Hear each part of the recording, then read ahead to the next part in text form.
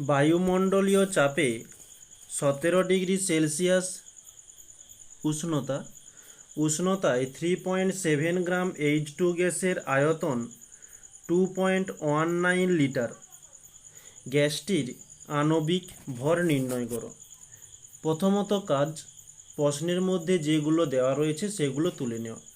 বায়ুমণ্ডলীয় চাপ P সমান বায়ুমণ্ডলের চাপ হয়ে থাকে 1 atm।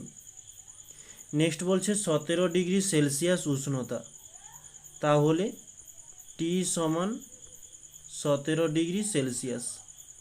ওকে, নেক্সট বলছে 3.7 গ্রাম। গ্রাম মানে এটা W এর মান 3.7 গ্রাম। H2 গ্যাসের আয়তন বলছে 2.19 লিটার। আয়তন V সমান 2.19 লিটার। এখন বলছে আণবিক ভর কত? আণবিক ভর M সমান জিজ্ঞাসা চিহ্ন। আমাদের এককগুলোকে সেম করার জন্য আমরা এই ডিগ্রি সেলসিয়াস থেকে কেলভিনে নিয়ে যাব। তার জন্য 17-র সঙ্গে 273 যোগ করলাম। এখানে আমরা পাচ্ছি এত কেলভিন, তাহলে যোগ করলে পাচ্ছি 0.9, এদিকে 290 কেলভিন। ওকে, এখন আমরা একটা সমীকরণ জেনেছিলাম যে পিভি সমান এন আর টি। এখানে আর এর মানটা লিখে দিই। আর সমান 0.0821।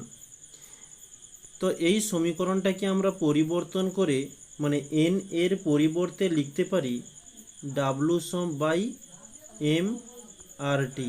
এখানে লিখে দিই তাহলে এন সমান ডাব্লু বাই এম। যেহেতু আমাদের এম এর মানটিকে নির্ণয় করতে হবে, এমকে অপোজিটে নিয়ে চলে যাই, তাহলে সমীকরণটি দাঁড়াচ্ছে কি যে W R T by PV. এবারে একে একে মান বসানোর জন্য চেষ্টা করব যে ডাব্লু এর মান 3.7 ইন্টু আর এর মান 0.0821 ইন্টু টি এর মান 290 বাই পি এর মান রয়েছে 1 ইন্টু ভি এর মান 2.19। এখানের পয়েন্টটিকে তুলে দিলে আমরা নিচে 10 পেয়ে গেলাম। এদিকের পয়েন্ট তুলে দিলে নিচে আমরা একের পিঠে 4টি শূন্য চলে আসবে। নিচের পয়েন্টটি তুললে উপরে 100 হচ্ছে।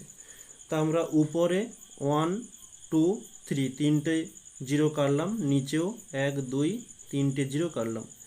আচ্ছা, এখানে বিশেষ কিছু কাটাকাটি যাচ্ছে না, একেবারে গুণ করতে হবে। তো উপরে 37 মানে 37 ইন্টু 821 ইন্টু 29 গুণ করলে আমরা পাচ্ছি 880,933 বাই নিচেরটাকে গুণ করলে আমরা পাচ্ছি 21900। এটা ক্যালকুলেশন করলে আমরা পেয়ে যাব যে 40.225।